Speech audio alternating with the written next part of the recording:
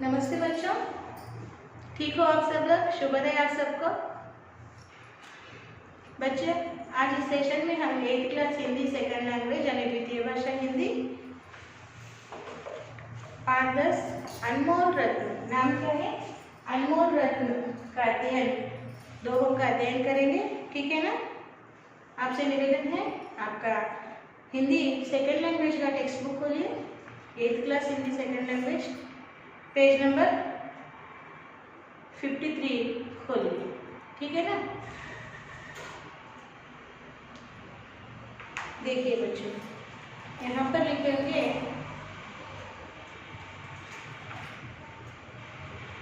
यहाँ पर तुलसीदास जी के दोहे दिए हैं और रहीम जी के दोहे दिए हैं, बहुत सुंदर है। ओके, देखिए तुलसीदास जी का जीवन काल बताया है। यहाँ पर जीवन काल है 1532 और उनकी मृत्यु हो गई 1623 में। और इनकी रचनाएं हैं रामचरितमानस आदि। तो आइए तुलसीदास जी के दोहों का हम अध्ययन करेंगे। मैं दोहा लिखूंगी और उसका भाव भी आपको समझाऊंगी। ठीक है ना? पाठ का नाम फिर से लिखते हैं।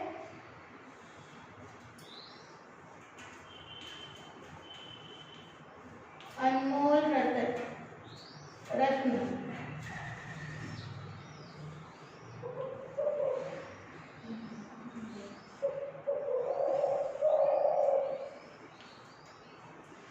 अनमोल रत्न। ओके, देखिए अभी दोहा लिखेंगे। तुलसीदास जी का दोहा है, तुलसी काया खेत है। तुलसी, आप भी आपका स्टडी में क्लास बुक निकालिए, दोहा कॉपी कीजिए। ओके, तुलसी काया खेत है। काया खेत है, मनसा भयो किसान। मनसा भयो, मनसा भयो किसान। पाप पुण्य दो बीज है। पाप पुण्य दो बीज है।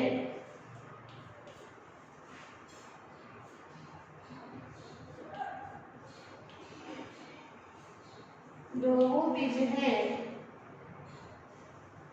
बुवई सो सुने निदान। बुवई सो लुने निदान। लुने निदान।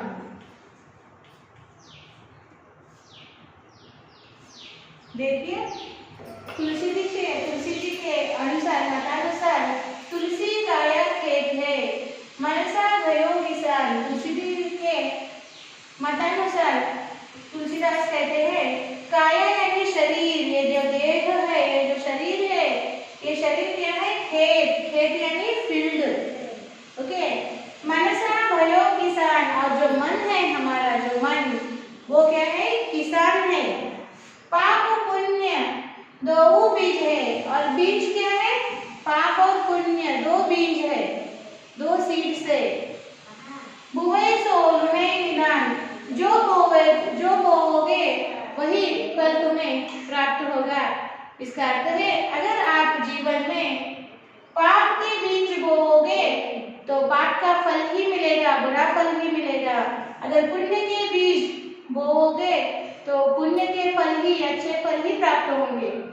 कितना सुंदर है दोहा। देखिए, तुलसी काया खेत है, मनसो भयो किसान। पाप पुण्य दो बीज है, बुवई सो लुने निदान। समझ में आ गया? तुलसी जी के मतानुसार शरीर यानी देह क्या है? खेत यानी फील्ड है, और मन जो है किसान है। पाप और पुण्य ये दो बीज है, जो बीज आप बोओगे के फल ही प्राप्त होंगे, बुरे फल ही प्राप्त होंगे। अगर पुण्य बोओगे पुण्य के फल ही प्राप्त होंगे। समझ में आ गया? तो यहाँ पर मैं भाव भी देती हूँ आपको। भाव लिखिए इसके नीचे। भाव तुलसी जी के अनुसार, तुलसी जी के अनुसार, तुलसी जी के अनुसार शरीर खेत के समान है। शरीर खेत के समान है। खेत के समान है। शरीर खेत के समान है।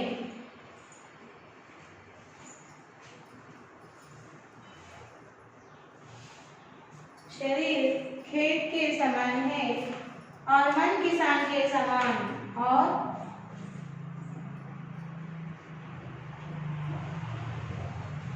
मन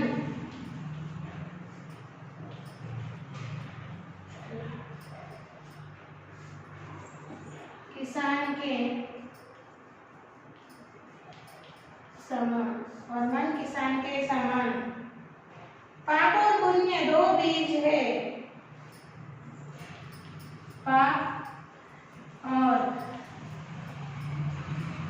पुण्य, पाप और पुण्य दो बीज है। दो बीज है जो बोया जाता है, जो बोया जाता है,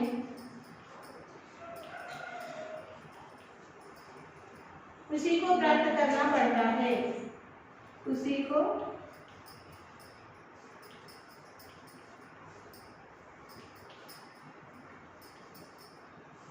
प्राप्त करना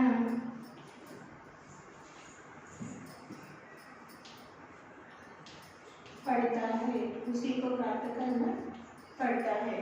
ठीक है ना? देखिए एक बार। तुलसी काया खेत है, मनसा भयो किसान।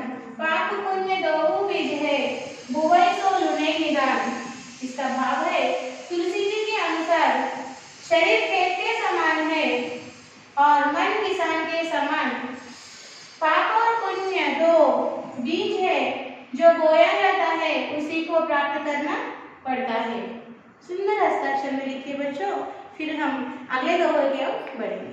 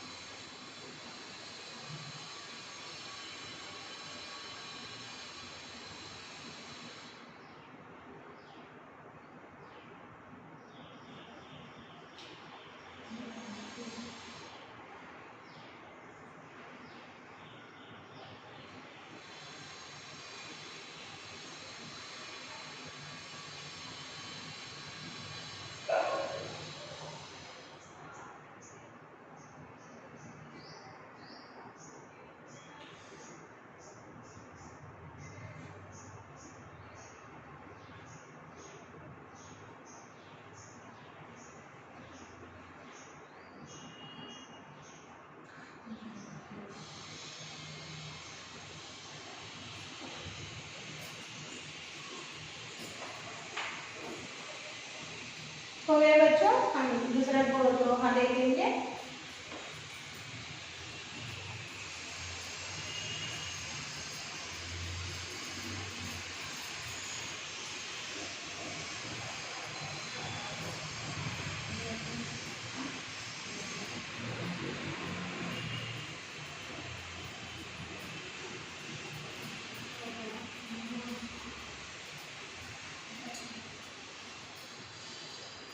दोहा लिखिए।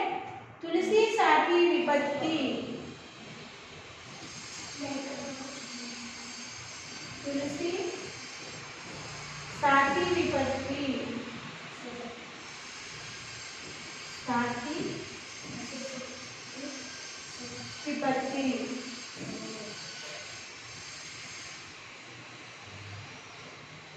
विद्या विनय विवेक, विद्या विनय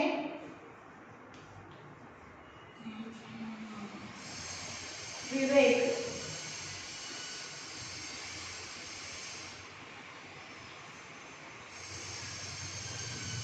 साहस सुकृति, साहस साहस सुकृति,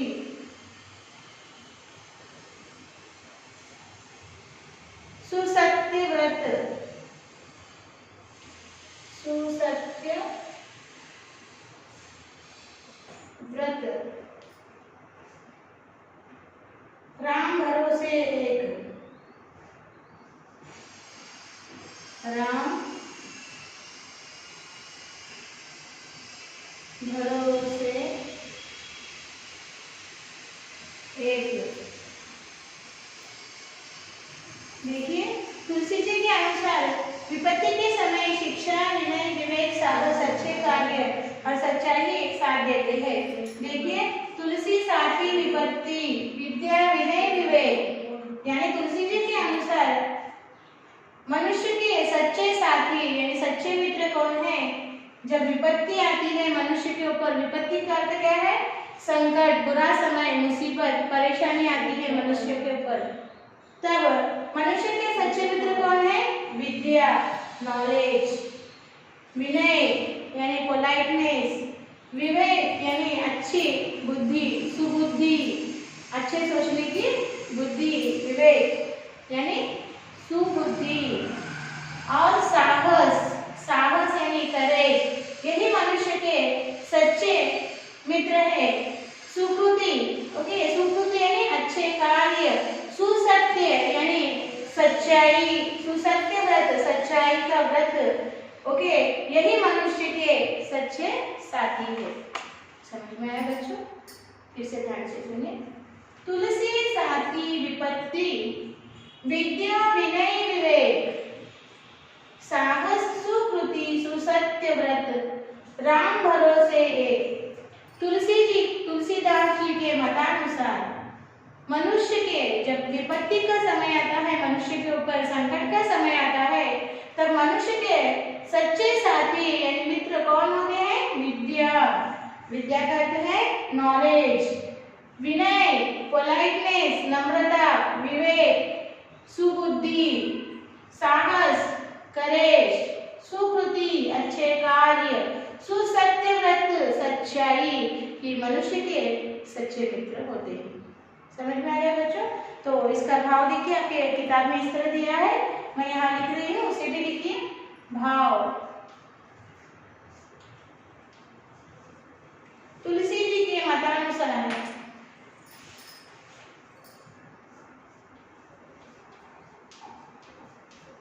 तुलसी जी के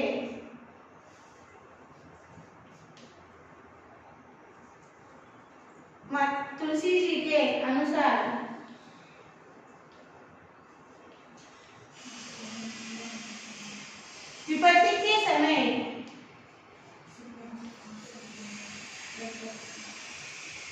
विपत्ति के समय शिक्षा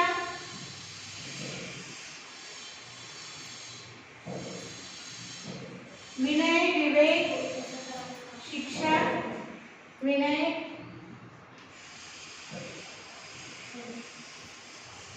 विवेक,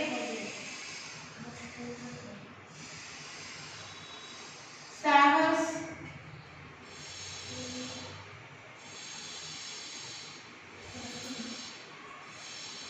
अच्छे कार्य,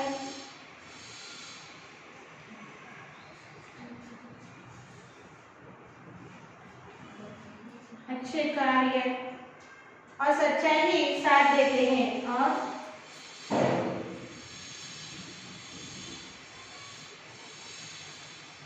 सच्चाई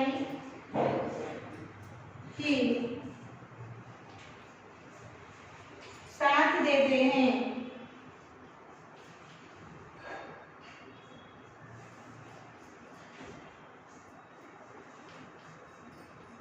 ठीक है, देखिए भाव दिया है। तुलसी जी के अनुसार विपत्ति के समय शिक्षा, विनय, विवेक, साहस, अच्छे कार्य और सच्चाई ही साथ देते हैं। इस तरह से आपको लिखना है। आप लिखिए, फिर हम अगले दोनों की ओर बढ़ेंगे।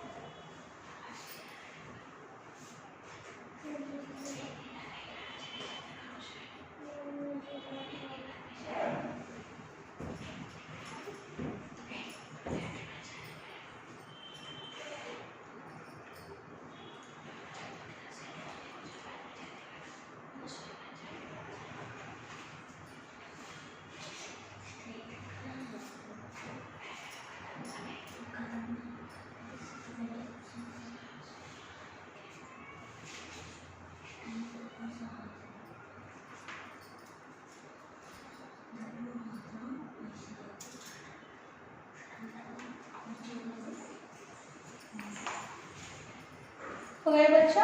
तो अब हम अगले दोहे की ओर बढ़ेंगे।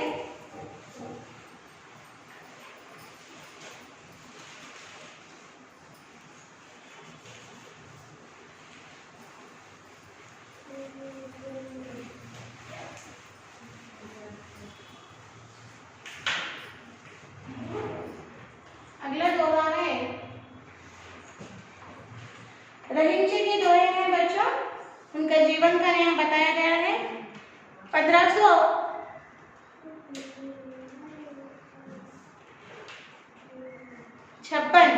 1556 और उनकी मृत्यु बताई गई है 1626। ओके, इनके रचनाओं का नाम है रहीम सतसई। देखिए दोहा इस तरह है, बिगड़ी बात बने नहीं, लाख करो किन कोय, रहीमन फाटे दूध को, मथे न माखन होए। बहुत सुंदर है दोहा। दोहा लिखती हूँ, फिर भाव समझाती हूँ। देखिए, बिगड़ी बात बने नहीं, बिगड़ी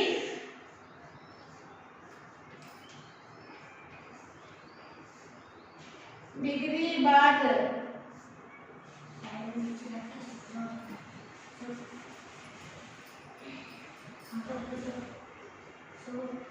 बिगड़ी बात बने नहीं,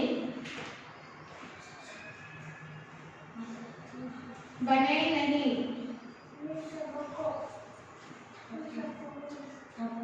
लाख करो किन कोय, लाख करो किन कोय,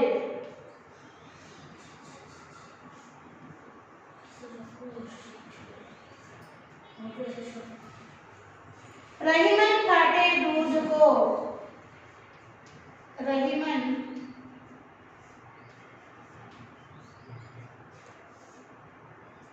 फाटे दूध को,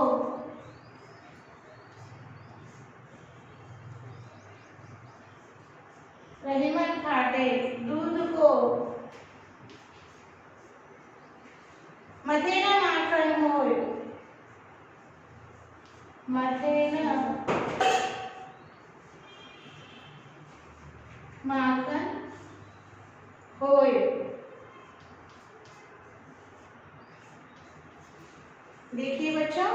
बिगड़ी बात बने नहीं, लाख करो फिर कोई, रही मन फाटे दूध को, बथे मथे न माखन होय। का अर्थ है जब बात बिगड़ जाती है, जब बात बिगड़ जाती है तो लाखों प्रयत्न करो फिर भी वो बनती नहीं, यानी सुलझती नहीं।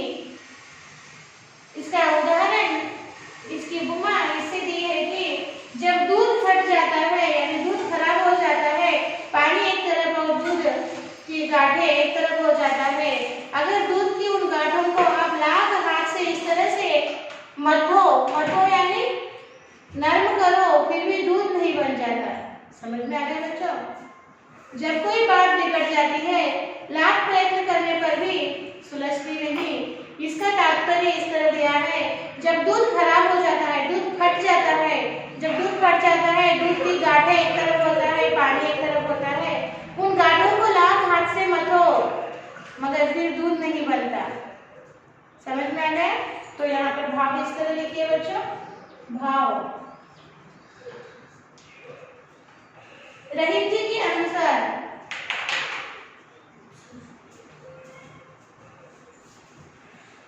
रहीम जी के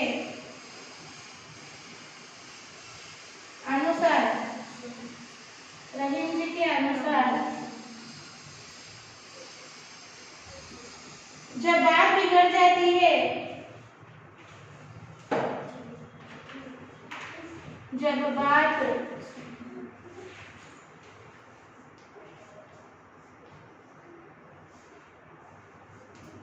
बिगड़ जाती है तो किसी के लाख प्रयत्न करने पर भी, तो किसी के लाख प्रयत्न करने पर भी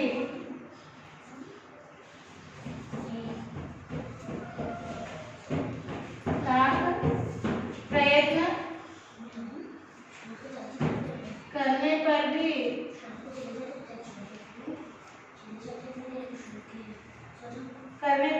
बनती नहीं है, बनती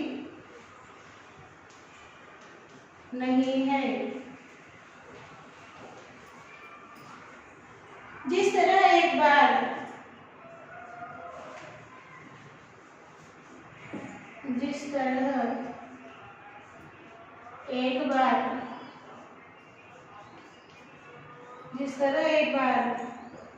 दूध फट जाता है,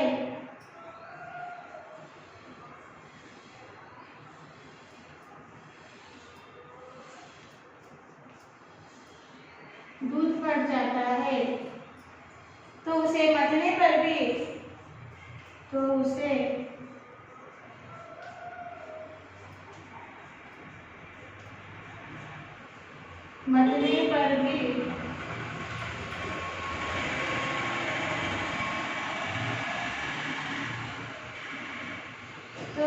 मथने पर भी मक्खन नहीं बनता, मक्खन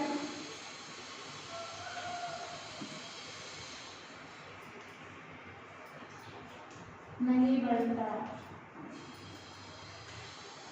देखिए, बिगड़ी बात बने नहीं, लाख करो किन कोय, रही मन फाटे दूध को, मथे न माखन होए। कर भाव है रहीम जी के अनुसार जब बात बिगड़ जाती है तो किसी के लाख प्रयत्न करने पर भी बनती नहीं है। जिस तरह एक बार दूध फट जाता है तो उसे मथने पर भी मक्खन नहीं बनता। ठीक है बच्चों, इसे कॉपी कीजिए, फिर हम अगले दोहे की ओर बढ़ेंगे।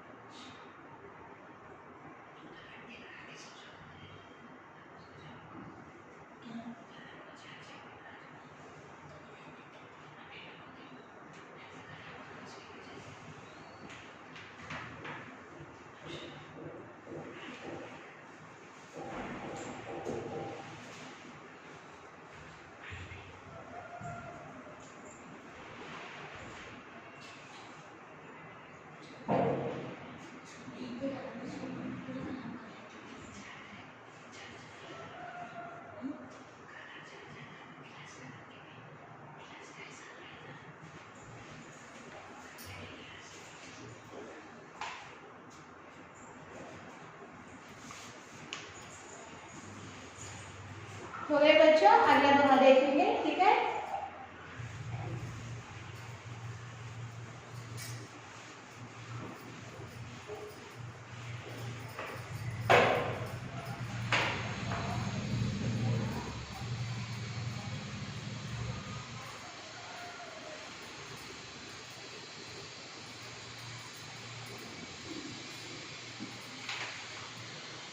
अगला दोहा इस तरह लिखिए बच्चों, बड़े बड़ाई न करे, बड़े बड़ाई न करे, न करे, बड़ो न बोलो, बोले बोल, बड़ो न बोले, न बोले,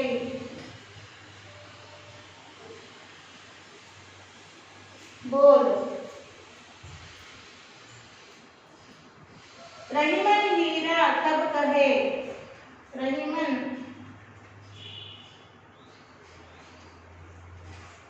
रहीमन हीरा कब कहे, रहीमन हीरा कब कहे, लाख टका मेरो मोल, लाख टका मेरो मोल, मेरो मोल। देखो, बड़े बड़ाई न करे, बड़ो न बोले बोल, रहीमन हीरा कब कहे, लाख टका मेरो मोल। रहीम जी के अनुसार सचमुच बड़े होते हैं वे अपनी बड़ाई नहीं किया करते, बड़े बोल नहीं बोला करते, हीरा स्वयं कभी नहीं कहता कि उसका मोल लाख टके है।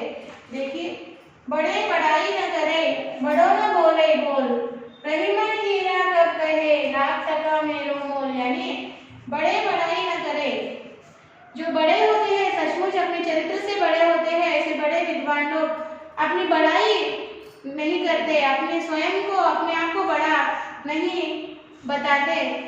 जैसे कि रहीमन यानी रहीम जी के मतानुसार हीरा कब कहता है, हीरा यानी डायमंड, हीरा, ओके, डायमंड कब कहता है, ओके, लाख टका मेरो मोल, मेरा मोल लाख टका है, लाखों में मेरा मोल है, ऐसे हीरा नहीं कहता। यानी इसका तात्पर्य है बच्चों, बड़े लोग अपनी बड़ाई, अपना बड़प्पन नहीं वो कहते, सिर्फ वो अपना कर्म यानी काम करते चलते हैं, ओके।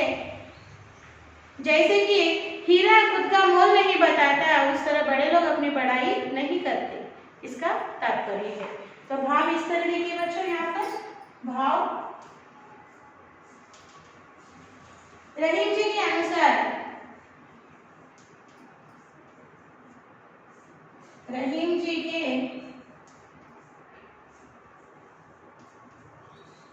अनुसार,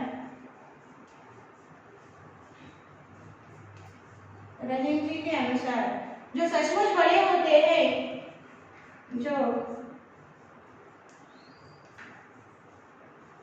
सचमुच बड़े होते हैं,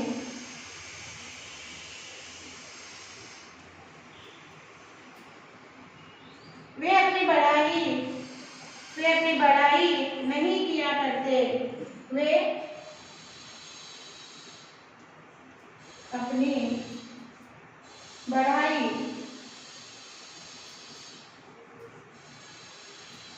नहीं किया करते,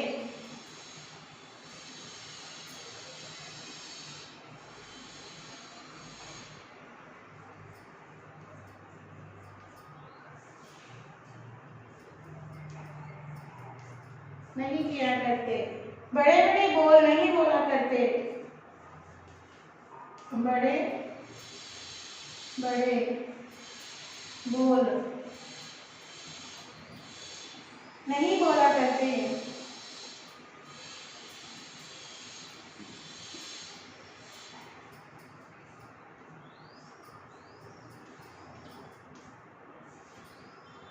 हीरा स्वयं कवि है। हीरा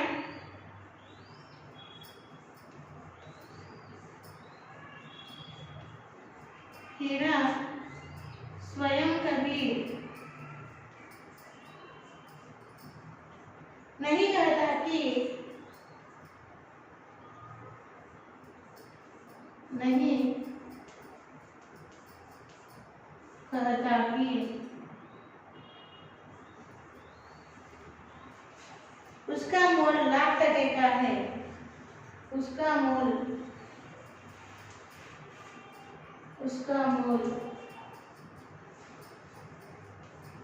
लाख टके का है। टके का है, ठीक है ना। देखिए, बड़े बड़ाई न करई, बड़ो न बोले बोल, रहीमन हीरा कब कहे, लाख टका मेरो मोल। रहीम जी के अनुसार जो सचमुच बड़े होते हैं वे अपनी बढ़ाई नहीं किया करते, बड़े बड़े बोल नहीं बोला करते।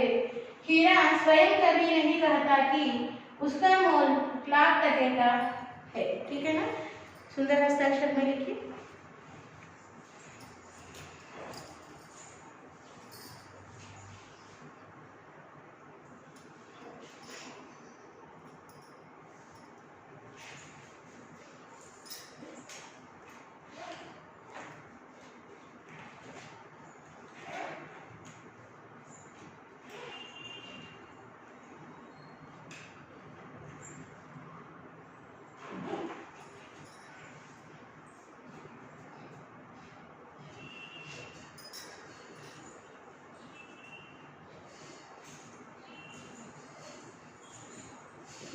तो बच्चों, यहाँ पर हमने 5-10 अनमोल रत्न समाप्त कर दिया, सभी दोहों के अर्थ समझा दिए और भाव भी लिख दिए, ठीक है ना बच्चों।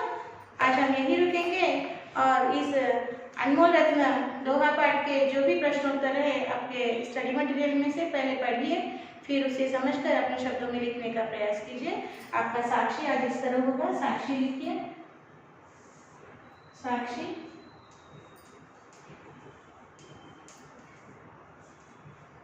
सब्जेक्ट लिखिए हिंदी,